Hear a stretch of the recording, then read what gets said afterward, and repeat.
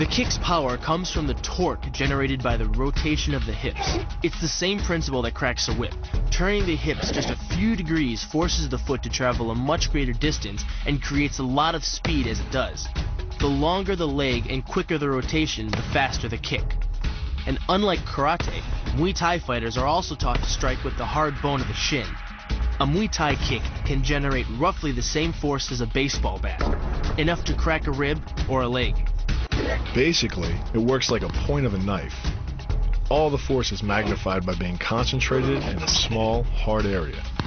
Even if the elbow doesn't deliver a knockout, it will almost always leave a nasty cut and often end a fight. Getting in close neutralizes the opponent's weapon advantage.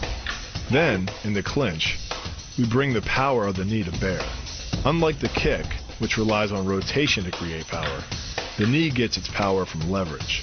Pulling our opponent down as we drive the knee up can deliver up to 2.5 tons of force, enough to lift a car. It's not the arms, but the legs that drive our fists.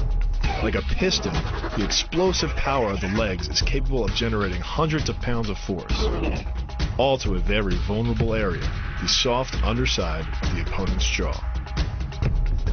Like the Hanuman move, the flying knee relies on the explosive power of the legs. But rather than spread the power of our blow over two fists, it concentrates it into the spear point of the knee and combines it with the force of gravity. It's the equivalent of hitting our opponent in the chest with a sledgehammer.